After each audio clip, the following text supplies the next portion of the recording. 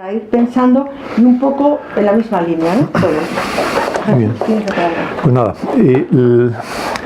Blanca me había propuesto otro título, no Ontología de la diferencia, que suena muy rimbombante, sino otro título que también es muy rimbombante, que era Ontología de la diferencia en los primeros siglos, en los 3 primeros siglos, algo así. Porque efectivamente es una época que he trabajado, bueno, los 5 primeros siglos, ¿no? No, le dije, hombre, le puse un poco de pegas para ese título, pero sobre todo por una razón, y es porque me parecía demasiado histórico. Yeah. Sí, que parecía como decir, bueno, a ver qué dice fulanito en esa época, qué dice tal y cual. En realidad, como son autores que en parte conozco, pues es más fácil para mí, digamos, el decir algo, fulanito dice, deja de decir. Pero mi interés, me parece que el interés de los que estamos aquí no era ese, no era hacer una cosa histórica sin más, sino tocar los temas, ¿no?, relacionados con la diferencia, bien, tal como yo los veo.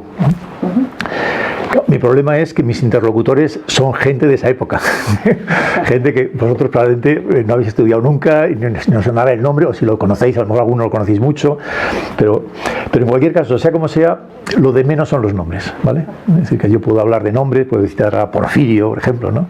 Bueno, da igual que lo diga Porfirio, que lo diga quien sea, ¿vale? Pero bueno, son autores que conozco más y entonces si hay que hacer alguna referencia a algún texto, alguna cosa para una frase, ¿no?, típica, citaré a algún autor de estos sin más.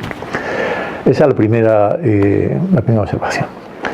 La segunda es que yo le pasé a Blanca un texto que había escrito y había presentado y que se va a publicar ahora, dentro de poco, sobre estos asuntos, más académico, citando, pues, citar mucho, la verdad, porque me pidieron tampoco que no citara, ¿no? Pero bueno, algunas poquitas citas, tal, más académico, donde aparece esto Porfirio, aparece Aristóteles, aparece tal. Y algo de eso voy a contar también hoy. O sea que algunos a lo mejor tenéis, Blanca desde luego lo conoce, me ha dicho Pedro Juan también, algunos más lo conocéis, pero no voy a seguirlo directamente porque me parece que es demasiado académico, y no creo que interese eso. Entonces voy a hablar de esas cosas siguiendo un poco el hilo de ese artículo, pero tratando de ir lo más posible directamente a la cuestión. Otra cuestión previa. Yo no estoy seguro, más bien lo contrario, de estar de acuerdo con todo lo que ha dicho Blanca. Es decir, que cuando ella me dijo de venir y de hablar, no sé qué cuánto, y tal como veía los asuntos, yo le dije, hombre, yo no sé si, yo no lo veo exactamente así, tal, una típica cosa que no, pues lo normal, ¿no? Pero ella me insistió y me dijo, sí, no, porque todo lo que estás haciendo me interesa, ¿no? Y creo que interesa. Vale. Entonces yo me veo más en esta situación como un muñeco del pim pam pum, ¿no? O sea, si yo voy a contar cómo lo veo, esperando que luego, empezando por ti, digas, pues esto no, y esto tampoco, y por supuesto que no, etcétera. Pero me parece que eso tiene valor también, o sea, que en la medida, a lo mejor resulta que estamos muy de acuerdo, pero en la medida en que haya un sparring al que pegar golpes, pues también eso tiene su valor, ¿no? O sea que vengo dispuesta a eso, no vengo con ningún ánimo de crear aquí un edificio sistemático partiendo de las mismas cosas que ha dicho Blanca, etcétera, ¿no? Sino, con toda franqueza, voy a decir las cosas como las veo, en parte coinciden con algunas cosas que ha dicho Blanca, en parte no del todo, y bueno, Blanca y todos los que dice aquí, ¿no? Alberto también, que es el otro ponente. Entonces, quizás lo primero es una cuestión un poco autobiográfica para plantear el asunto. A mí, ¿por qué me interesa lo de la diferencia? Que así dicho en general es un tema un poco raro, todo hay que decirlo. Un poco de confesión pública. Yo creo que la diferencia entre ser cristiano, ser judío, ser musulmán tiene que ver con la diferencia. Es decir, yo creo que la Trinidad cristiana, creer que Dios es una Trinidad, implica que la diferencia es primera. Pensar que Dios es uno y se acabó, y pensar que decir otra cosa es asociacionismo o politeísmo, etcétera, etcétera, pues es algo muy característico, por ejemplo, del Islam o del judaísmo. hablar de Dios en términos estrictamente monoteístas. Esto es una cuestión que no viene a cuento de filosóficamente hablando, porque es una cuestión, ya digo, muy personal, muy autobiográfica, pero eso siempre lo he tenido dentro. Es decir, bueno, si el cristianismo es verdad, la diferencia es primera. Entonces, cuando yo conto esto algunas veces me dicen, bueno, tú vas a resolver el tema de la Trinidad, ¿no? Y digo, no pienso semejante cosa, no pienso llegar a tanto, pero digamos, una de mis inquietudes así más personales, por la que he ido buscando aquí y allá en este asunto de la diferencia, es porque sería insuficiente también en ese terreno, digamos, tradicional, medieval, etcétera, que sería la creación. Bueno, pues la primera, el sentido primero de la diferencia es Dios y las criaturas. Pero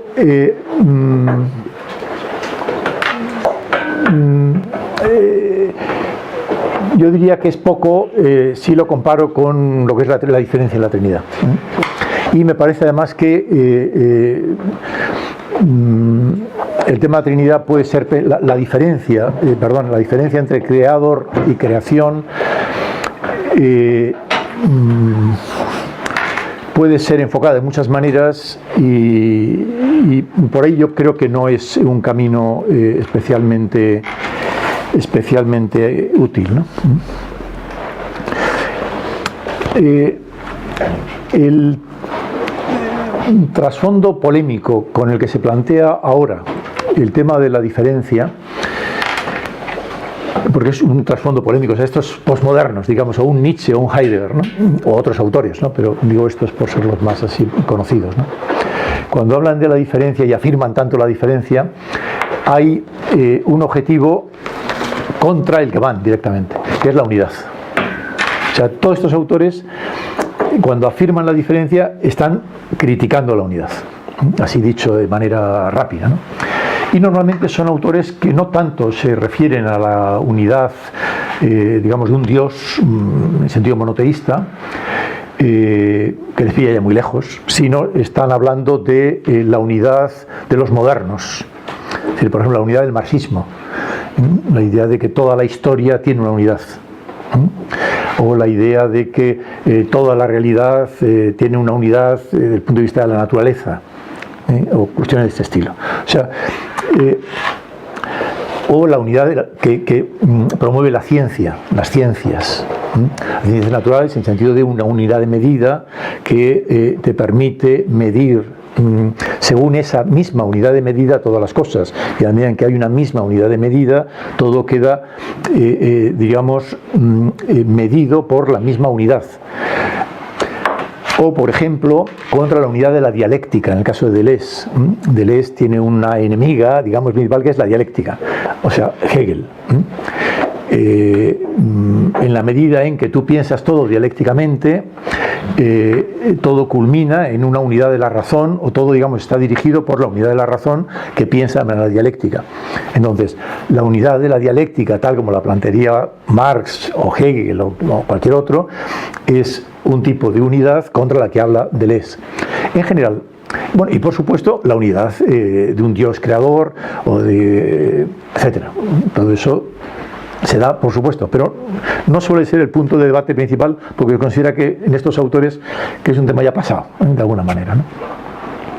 Pero ya digo, la cuestión de la diferencia se plantea normalmente en términos polémicos contra la unidad. Tal como yo lo veo, cabe pensar la diferencia salvando la unidad. La cuestión de autores como Deleuze, o autores modernos, posmodernos, ha sido siempre la disolución de la unidad. Es decir, expresiones del tipo de la fragmentación, de las huellas, la dispersión, son expresiones muy típicas de esta tradición posmoderna, ¿no? Que es un poco subrayar que no hay unidad y lo que hay es ficciones, relatos aislados, dispersos, que no tienen una unidad y que de alguna manera bueno, es lo que hay, tratas de buscar sentido allí donde no lo hay o donde no se puede encontrar, y esas unidades de sentido pues son fragmentarias, dispersas, ¿vale? Yo pienso que no, pienso que cabe salvar esa prioridad de las diferencias, cabe hablar de una diferencia primera, y cabe al mismo tiempo hablar de unidad, y que unidad y diferencia, y estoy de acuerdo que la unidad de la dialéctica no es suficiente, también. Este sería, digamos, todo esto es muy introductorio, pero a la vez ya es muy digamos, entra bastante de lleno, ¿no? Yo creo que no sé, es de hora, voy a ir viendo. Pues bien. Sí, pero vamos, para saber, no si voy bien o mal, sino sobre todo si ya tengo una media hora, ¿no? Bueno, entonces, vamos a ver, los papeles que le pasé a Blanca de este texto que publicaré ahora, es un texto que tiene 3 partes. Una primera parte donde, aprovechando textos de unos autores, estos más antiguos, trato de establecer por dónde creo que se puede encontrar algo así como una idea de la diferencia primera, que es lo más metafísico, digamos, más ontológico, que entra más de lleno en esto, ¿vale? En segundo lugar, hay un segundo apartado que tiene que ver con la ciencia, es decir, con esa idea de cómo la ciencia ve toda la realidad desde el punto de vista de la identidad, y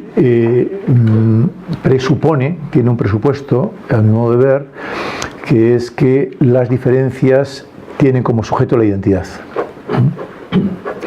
Entonces es una discusión en este terreno, la identidad y la diferencia, con respecto a la ciencia. Con respecto a, digamos, a un equívoco que puede haber en el mundo de la ciencia. No la ciencia, además la ciencia en general es como no decir nada, ¿no? Es muy simplista todo, ¿no? Bueno, ese es el segundo apartado que estaba en ese texto, y el tercero es una consideración de cómo la propia percepción sensible, o sea, nuestro conocimiento, digamos, más inmediato de la realidad, es siempre diferente. Es decir, que no hay datos hechos puros, sino que cualquier dato a nuestra percepción sensible tiene ya un carácter interpretativo. Es decir, que cuando percibimos ya estamos interpretando. Y en esa medida el dato puro, el hecho, los hechos incontrovertibles, eso que suele decir, ¿no? Los hechos, ¿no? Esto es un hecho, tal, ¿no? Eso no está, ¿vale? Y ese es el tercer punto, ¿no? Todo eso evidentemente no voy a verlo, ¿no? Pero sí por lo menos decir algo, al menos del primer apartado, esto es el sentido primero, la diferencia, que encaja más con el título, y luego alguna alusión a los otros dos, ¿no? Entonces, los autores de referencia, los digo que no tienen ningún valor, pero en general, yo no sé si todos conocéis una corriente filosófica que tiene especial importancia entre el siglo III y el siglo VI, que es el neoplatonismo. Imagino que a muchos por lo menos os sonará, ¿no? El neoplatonismo es una derivación de una interpretación de Platón importante en esa época, y que luego tiene mucha influencia posteriormente, aunque ya no se hable de neoplatonismo, pero como se habla ahora en los manuales, ¿no? de esos autores, del siglo III y el siglo VI. Ahí había Plotino, es el primero que habla se considera, ¿no?, el iniciador de todas esas ideas. Luego está Porfirio, al que ya he referido, Boecio, que en el mundo latino pues transmite esas cosas, bueno, y muchos otros, ¿vale? y que también están en la base de muchas de las ideas de Santo Tomás, estos autores, ¿no? Bueno, estos autores, algunos textos, algunas cosas, Boecio, por ejemplo, en particular, etcétera, ¿no? Bueno, pues en ese mundo de los neoplatónicos, ¿no?, hay una tesis que resumo muy rápidamente, y es que Dios, son politeístas, pero bueno, el Dios primero, si queremos, Dios, el uno, como lo califican ellos, el uno en sí, la unidad primera, es inalcanzable, inaccesible. Es lo que se suele después decir, hablar de teología negativa, ¿eh? Dios está más allá, absolutamente trascendente, no podemos decir nada de él, solo podemos decir son negaciones de lo que no es, pero no lo que es, bueno, ese tipo de cosas. Una tesis típicamente neoplatónica, ¿eh? Dios está más allá, absolutamente. Son autores paganos en su mayoría, ¿eh? No, prácticamente todos, salvo 2 o 3. Pero subrayan esa idea de que Dios está más allá. Y una segunda tesis, también muy típica de ellos, es que la inteligencia así con mayúscula, pero bueno, en general la razón, y en ese sentido, digamos, la razón, por supuesto, la inteligencia humana, está subordinada, está en un segundo escalón, digamos, más abajo, manifiesta algo de ese uno, de ese Dios, de Dios, manifiesta algo, pero lo manifiesta, digamos, de una manera que nunca es completa, porque Dios siempre queda más allá.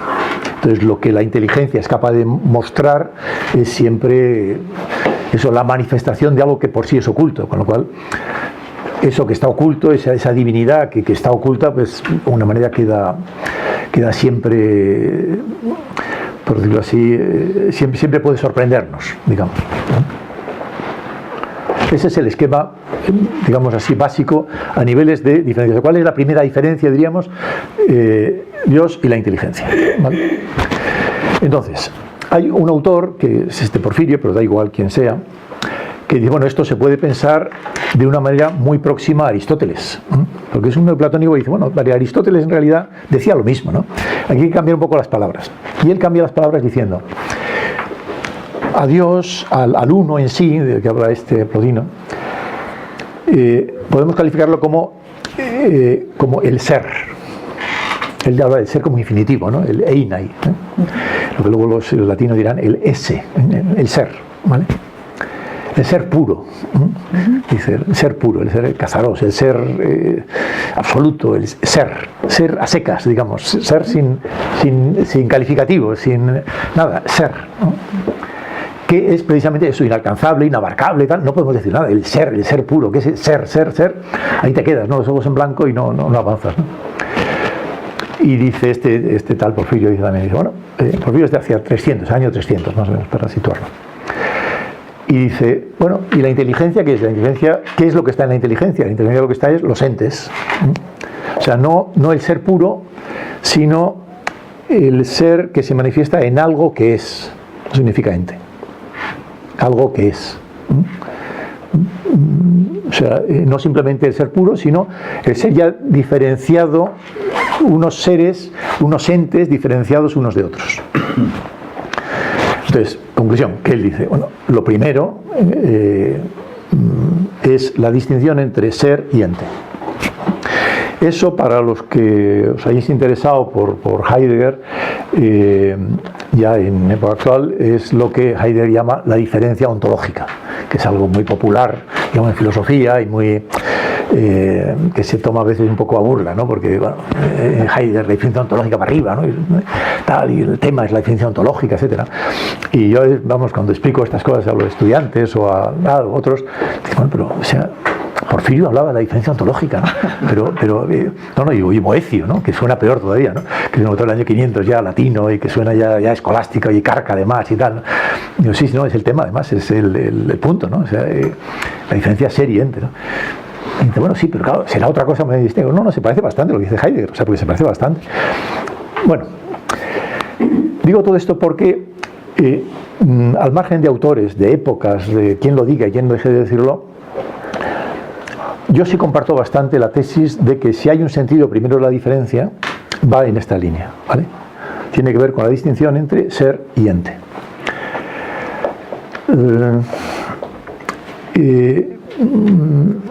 El asunto es, bueno, no os digo lugares donde está todo esto, pero tres consecuencias, tres, si queréis, indicaciones a partir de aquí, ¿no? La primera es que en este planteamiento que este Boecio, por ejemplo, expone de una manera axiomática y dice, bueno, la primera evidencia, el primer axioma, dice Boecio a partir de estas cosas, ¿no? De lo de ser y ente, dice, el primer axioma, lo primero conocido, la base que nos da más certeza, más firme para establecer cualquier tesis en filosofía es justamente esta. Pero lo dice así. Hay un trabajo que se llama De Hebdomadius, y entonces dice, voy a exponer axiomáticamente lo que yo considero que está en la base del presupuesto, los presupuestos primeros de la filosofía. Es decir, lo más evidente de todo. Y él, sorprendentemente, dice, lo primero, más axiomático, más claro, más evidente, es esto. Que una cosa es el ser y otra cosa es el ente. Es decir, el primer axioma es una diferencia entre ser y ente. Eso es lo que... eso quiere decir que lo primero que conocemos es a la vez, simultáneamente, el ser de una parte y algo que es, y el algo, digamos, ¿no? La forma, o como queráis decirlo, ¿no? La esencia, si se quiere, algo, el qué. O sea, tú no conoces el ser puro, sino conoces siempre algo que es, ¿vale? Y en ese algo que es, conoces a la vez el ser y conoces a la vez un qué. Y en esa medida tú estás conociendo el ente, algo que es, pero en el algo que es estás conociendo el ser, estás conociendo, digamos, a la vez, ¿no? Algo que es y el ser. No el ser puro, sino el ser en tanto que es algo, ¿vale? Eso es lo primero, digamos, más obvio que sale de esa distinción, ¿no? Bueno, hay una diferencia primera que tiene que ver con esto. Hay, en segundo lugar, otra consecuencia de todo esto que me parece especialmente importante, y es que el ser no está en nuestro poder. Es decir, en esta tradición neoplatónica, tal, da igual que sea neoplatónico, sea lo que sea, ¿no? Heidegger también se podría encontrar algo parecido, ¿no? En cualquier caso, lo que se está subrayando aquí con esa idea de que es inalcanzable el ser, de que el ser puro no es pensable, que está oculto, bueno, expresiones de este tenor, lo que se está diciendo es, el ser no está en nuestro poder. Es decir, el ser puro, digamos, lo que es el ser, así, entre comillas, ¿no? Aparte de ser una palabra, es algo que nos sorprende, que irrumpe, que no tenemos en nuestro poder, que no está bajo nuestro control, que no lo está. O sea, que siempre está más allá. En nuestro poder está, digamos, el pensar. El pensar, el pensar los entes, digamos, en pensar las cosas que son y el articularlas y el tratar de organizarlas, ordenarlas, etcétera. Todo el ámbito de nuestra inteligencia, si queréis, el ámbito del pensamiento, el ámbito de la libertad, el ámbito de la imaginación, el ámbito, hay todo un ámbito que tiene que ver, si queréis, en la manera más con la inteligencia, que sí está en nuestro poder, pero el ser no está en nuestro poder. Es decir, una cosa es lo que no está en nuestro poder y otra lo que está en nuestro poder. Eso es una distinción que también estos autores, en este caso estoicos, ¿no? Como Epicteto, no sé si sonará, autor de la época de Marco Aurelio, un esclavo estoico importante, ¿no? Estoico importante, que luego está en San Agustín, estas cosas también, ¿no? Él decía que hay una distinción clave, desde el punto de vista ético sobre todo, ¿no? Que es distinguir lo que está en nuestro poder de lo que no está en nuestro poder. Dice, con lo que está en nuestro poder, ahí es donde podemos intervenir, podemos, digamos, organizar nuestra vida y tomar decisiones de nuestra vida de lo que está en nuestro poder.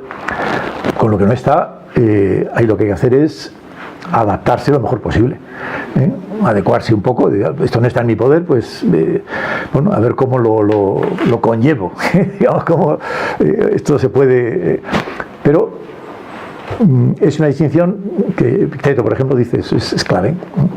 Está lo que no está, eso lleva a un terreno ontológico, diríamos, vale también. El ser no está en nuestro poder. El pensamiento está en nuestro poder. Podemos pensar lo que queramos, podemos crear sentido, podemos crear un futuro, podemos podemos reconocer cómo es lo que aparece ante nosotros y tratar de organizarlo y pensarlo científicamente, etcétera, etcétera, etcétera. El pensamiento está en nuestro poder. Incluso podemos disponer de eso. Pero el ser es indisponible. No disponemos del ser.